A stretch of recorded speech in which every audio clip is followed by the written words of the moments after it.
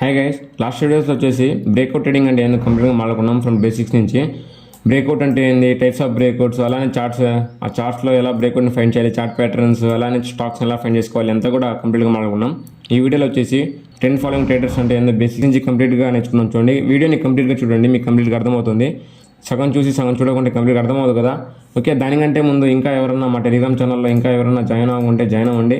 మా టెలిగ్రామ్ ఛానల్లో Indian మార్కెట్వి, forex మార్కెట్వి, అలానే క్రిప్టో మార్కెట్వి, న్యూస్ అనాలిసిస్ అన్నీ కూడా టైం టు టైం అప్డేట్ చేస్తూ ఉంటాం. లింక్ డిస్క్రిప్షన్లో ఉంది, ఫాస్ట్గా జాయిన్ అవ్వండి. ఓకే, ఇప్పుడు ఈ వీడియోలో వచ్చేసి ట్రెండ్ ఫాలోయింగ్ ట్రేడర్స్ అంటే ఏందో కంప్లీట్గా మాట్లాడుకుందాం. ఇక్కడ ట్రెండ్ ఫాలోయింగ్లోనే ఉందన్నమాట. ఓకే, ఫస్ట్ ఆఫ్ ఆల్ మనం ఏం చేయాలి, ట్రెండ్ని ఫైండ్ చేయాలన్నమాట. మనం టోటల్ వచ్చేసి 3 టైప్స్ ఆఫ్ ట్రెండ్స్ ఉంటాయి. నేను ఇంతకుముందు ప్రొజెక్షన్ కోర్సులో కూడా చెప్పాను. టోటల్ 3 టైప్స్ ఆఫ్ ట్రెండ్స్ ఉంటాయి అన్నమాట. ఫస్ట్ వచ్చేసి up trend, second down trend, third వచ్చేసి సైడ్ వేస్ అనమాట. ఓకే, మనం ఈ ట్రెండ్ ఫాలోయింగ్ ట్రేడర్స్లో వచ్చేసి అప్ ట్రెండ్, డౌన్ ట్రెండ్లో మాత్రమే ట్రేడ్ చేస్తాం అనమాట. ఓకే, అప్ ట్రెండ్ ఉంటే అప్ సైడ్ ట్రేడ్ ప్లాన్ చేస్తాం, డౌన్ ట్రెండ్ ఉంటే డౌన్ సైడ్ ప్లాన్ చేస్తాం. సైడ్ వేస్లో వచ్చేసి ఒక సపోర్ట్, ఒక రెసిస్టెన్స్ మధ్యలో మూవ్ అవుతా ఉందా అంటే దాని రేంజ్ అంటాం అనమాట. ఓకే, ఈ రేంజ్ మధ్యలో ట్రేడ్ చేయమన్నమాట. ఓకే, దీని గురించి థర్డ్ పార్ట్లో మాట్లాడుకున్నాం అనమాట. రేంజ్ ట్రేడర్స్ అంటే థర్డ్ పార్ట్లో వస్తుంది, మళ్ళీ దాంట్లో మాట్లాడుకుందాం. ఓకే, ఇప్పుడు ఈ ట్రెండ్లో వచ్చేసి 2 టైప్స్ ఆఫ్ ట్రెండ్స్ అని చెప్పాను కదా, up trend, down trend.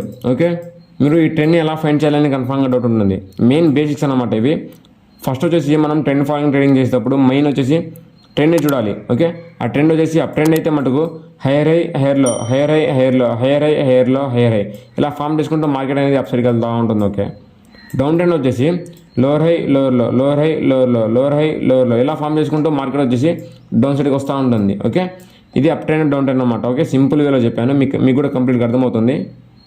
Okay, ఇప్పుడు మీకు అప్ ట్రెండ్లోకి వెళ్ళేటప్పుడు మీకు ఎక్కడ బై చేయాలి, ఎక్కడ సెల్ చేయాలని కన్ఫర్మ్గా డౌట్ ఉంటుంది. అప్ ట్రెండ్లో వెళ్ళేటప్పుడు మీరు సింపుల్గా ఏం చేయాలి, అప్ ట్రెండ్లో వచ్చేసి హెయిర్లో కూడా చూడండి, ఇక్కడ హెయిర్ హై, హెయిర్లో ఎక్కడైతే ఫామ్ చేస్తుందో హెయిర్లో ప్లాన్ చేసి హెయిర్ హై టార్గెట్ పెట్టాలన్నమాట. ఓకే, హెయిర్ హై, మళ్ళీ నెక్స్ట్ హెయిర్లో చూస్తుంది కదా, మళ్ళీ హెయిర్లో కూడా మళ్ళీ ఎంట్రీ తీసుకోవాలి, మళ్ళీ హెయిర్ హై టార్గెట్ పెట్టాలి. ఓకే, ఒక మార్కెట్ వచ్చి చూడండి, ఇక్కడ ఇప్పుడు కూడా మార్కెట్లో అప్ ట్రెండ్ కనుక ఫామ్ అయిందంటే దాంట్లో ఎంతైతే జ్యూస్ ఉందో అంత పిండిదని ట్రై చేయండి. ఓకే, ఒక ట్రెండ్ మూవ్ అవుతుందంటే కన్ఫామ్గా 2-3 పుల్ బ్యాక్స్, 2-3 ఒక ఇంపల్సివ్ మూవ్స్ వస్తాయి అనమాట. ఓకే, ఆ 2-3 ఇంపల్సివ్ మూవ్స్ని గట్టిగా క్యాప్చర్ చేశారంటే మీకు పర్ డేకి ఎన్ని ట్రేడ్స్ అయితే కావాలో అన్ని ట్రేడ్స్ వచ్చేసి మీకు చిక్కుతాయి. ఓకే, ఆ ఇంపల్సివ్ మూవ్స్ని క్యాప్చర్ చేసి ట్రై చేయండి.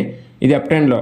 డౌన్ ట్రెండ్లో వచ్చేసి లోయర్ హైలో సెల్ చేసి ట్రై చేయండి, లోయర్లో టార్గెట్ అనమాట. ఓకే, మళ్ళీ లోయర్ హైలో సెల్ చేయాలి, లోయర్లో ప్రాఫిట్ బుకింగ్ చేయాలన్నమాట. ఓకే, ఇలా మీరు ట్రెండ్ని ఫాలో అవుతూ కనుక ట్రేడ్ ప్లాన్ చేశారంటే మీకు ఆ ట్రేడ్ టార్గెట్ రీచ్ అయ్యేదానికంటే కూడా దానికంటే మంచి పొటెన్షియల్ వచ్చే ఛాన్సెస్ చాలా ఎక్కువ ఉన్నాయి. ఓకే, ఆ పొటెన్షియల్ అనేది క్యాప్చర్ చేయాలంటే మీరు ట్రెండ్ని ఫాలో అవ్వాలి. మీరు చాలా బుక్స్లో కూడా చదువుంటారు, ట్రెండ్ ఈజ్ అవర్ ఫ్రెండ్ అనమాట. ఓకే, మీరు ట్రెండ్తో పాటు మూవ్ అయితే చాలు.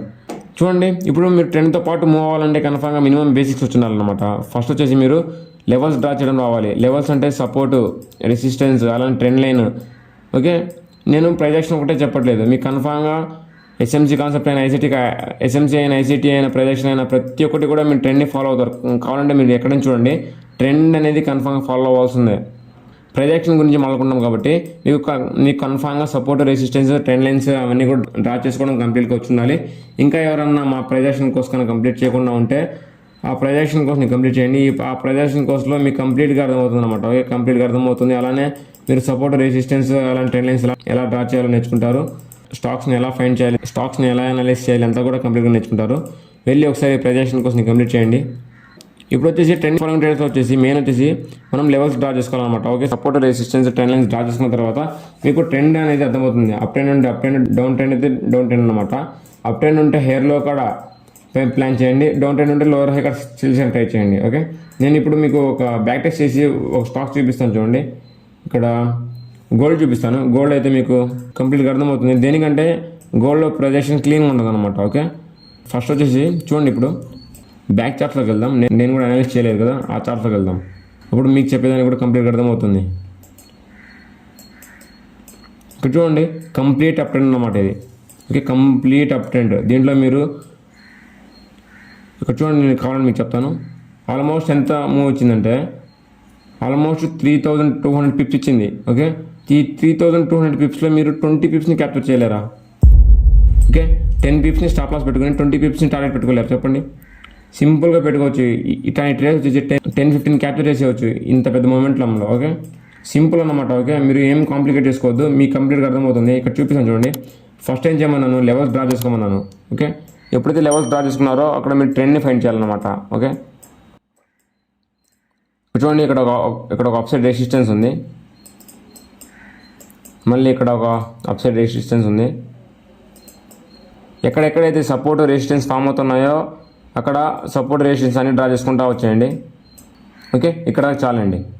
ఇక్కడ మీరు చూసుకున్నట్లయితే ఇక్కడ చూడండి, ఇక్కడ మల్టిపుల్ టైమ్స్ రెస్పెక్ట్ చేసి ఇక్కడ బ్రేక్అవుట్ ఇచ్చిందనమాట. ఓకే, రెసిస్టెన్స్ బ్రేక్అవుట్ ఇచ్చింది. ఇక్కడ ఎప్పుడైతే బ్రేక్అవుట్ అయిందని చెప్పాను, ఇక్కడ ఒక హైర్ హై చేసింది అనమాట. ఓకే, ఇక్కడ హైర్ హై చేసింది.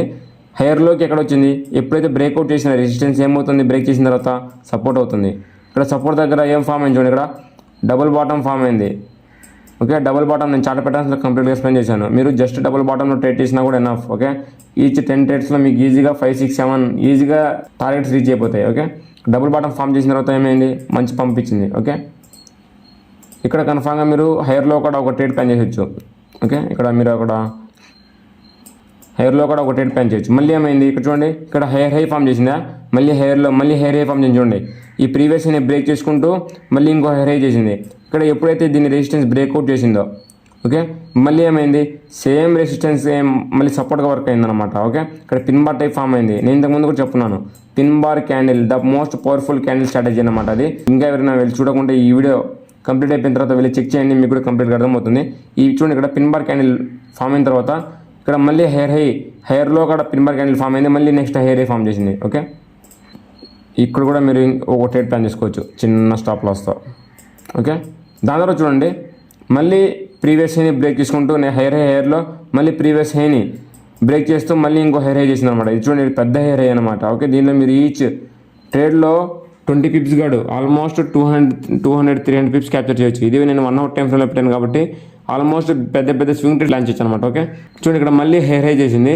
హెయిర్ హై ఎప్పుడైతే చేసిందో మళ్ళీ చూడండి, ఇక్కడ హెయిర్లో వచ్చేసి ఎక్కడ చేసింది సపోర్ట్, ఇక్కడ అప్సైడ్ రెసిస్టెన్స్ ఎప్పుడైతే బ్రేక్అవుట్ అయిందో అది సపోర్ట్గా వర్క్ అయింది. మళ్ళీ పిన్ బార్ క్యాండిల్ ఫామ్ అయింది, మళ్ళీ ఒక మంచి పంపించింది, మళ్ళీ సేమ్ సపోర్ట్ కాడికి వచ్చింది, మళ్ళీ ఒక డబుల్ బాటమ్ ఫామ్ చేసింది, మళ్ళీ ఒక మంచి పంపించింది. చూడండి, ఇక్కడ మీరు ఆల్మోస్ట్ 2 ట్రేడ్స్ ప్లాన్ చేయొచ్చు అనమాట. ఓకే, ఒకటి పిన్ బార్ క్యాండిల్ మీద, సెకండ్ ట్రేడ్ వచ్చేసి ఇక్కడ ఆల్మోస్ట్ ఇక్కడ డబుల్ బాటమ్ ఫామ్ అయింది చూడండి. దీని ఇక్కడ ఒక డబుల్ బాటమ్, ఇది పెద్ద డబుల్ బాటమ్ అనమాట. ఓకే, పెద్ద డబుల్ బాటమ్ ఫామ్ అయింది. ఆల్మోస్ట్ మీకు బుల్లిష్ అయితే కానొస్తుంది. చూడండి, ఇక్కడ overall market trend up trend అనమాట. Okay, overall trend up trend. అలా మనం ఏం చేస్తున్నాం, మార్కెట్ స్ట్రక్చర్ని చూస్తున్నాం. హెయిర్లో ఎక్కడ ఫామ్ అవుతుంది, ఆ హెయిర్లో కూడా మనం బులిష్ క్యాండిల్ 6 ఫామ్ అయ్యేదాకా వెయిట్ చేస్తున్నాం. బులిష్ క్యాండిల్ 6 ఫామ్ అయిన తర్వాత క్యాండిల్ హైలో ఎంట్రీ, క్యాండిల్లో స్టాప్ లాస్, మినిమం 1:2, 1:3 టార్గెట్ అనమాట. ఓకే, మీకు ఈ బుల్ ట్రెండ్లో వచ్చేసి మీకు ఈజీగా మీకు 1:3, 1:4 అనేది కంప్లీట్గా వస్తుంది, ఈజీగా వస్తుంది. చూడండి, ఇక్కడ 1:4 ఇచ్చింది. దీనిలో వచ్చేసి 1:4.3. దీన్ని మీరు కంప్లీట్గా హోల్డ్ చేశారంటే బై మిస్టేక్లో కూడా ఆల్మోస్ట్ 1:13 ఇచ్చింది. ఓకే, దీన్ని కూడా ఇవన్నీ స్వింగ్ ట్రేడ్స్ చూడండి. ఇక్కడ ఒకసారి ప్లాన్ చేసిన తర్వాత ఒక్క దిక్కు కూడా మీ స్టాప్ లాస్ అనేది హిట్ అవ్వలేదు చూడండి. ఓకే, అన్ని అప్ సైడ్ మార్కెట్ వచ్చేసి ఒకసారి ట్రెండ్ కనుక ఫైండ్ చేసింది అనుకోండి, మీరు దాన్ని జ్యూస్ మొత్తం పిండేదాకా ట్రై చేయండి. ఇక్కడ చూడండి, మళ్ళీ ఇక్కడ అప్ సైడ్ రెసిస్టెన్స్ బ్రేక్అవుట్ అయింది. ఎప్పుడైతే బ్రేక్అవుట్ అయిందో మళ్ళీ సపోర్ట్ కాడికి వచ్చింది. ఇక్కడ బులిష్ ఎంగల్ఫింగ్ క్యాండిల్ ఫామ్ అయింది. ఎప్పుడైతే బులిష్ ఎంగల్ఫింగ్ క్యాండిల్ ఫామ్ అయింది ఏం చేస్తారు, కన్ఫర్మ్ క్యాండిల్ హైలో ఎంట్రీ, క్యాండిల్లో స్టాప్ లాస్, టార్గెట్ వచ్చేసి మినిమం 1:2, 1:3. ఆల్మోస్ట్ మీకు ఎంత ఇచ్చింది, చాలా ఇచ్చింది. మనం అంత అవసరం లేదు, మినిమం 1:2, 1:3 ఎనఫ్. ఓకే, ఇలా మీరు ప్రతి ఒక్కటి కూడా మార్కెట్ స్ట్రక్చర్ని ఫాలో అవుతూ మార్కెట్ ట్రెండ్ని ఫాలో అవుతూ ఇక్కడ సపోర్ట్ రెసిస్టెన్స్ హెయిర్లో కూడా ఫామ్ చేసుకుంటూ మార్కెట్ అప్ ట్రెండ్లో ఉండి అలానే డౌన్ ట్రెండ్లో వచ్చేసి లోవర్ హై కూడా సెల్ చేసుకుంటూ వెళ్తూ ఉంటే మీకు ఈజీగా టార్గెట్స్ వస్తూ ఉంటాయి. ఓకే, ఇది కన్ఫర్మ్గా మీరు ఏం చేయాలి, మెయిన్ వచ్చేసి సపోర్ట్ రెసిస్టెన్స్ ట్రెండ్ లైన్స్ అంటే ఎలా డ్రా చేసుకోవాలో వచ్చి ఉండాలి.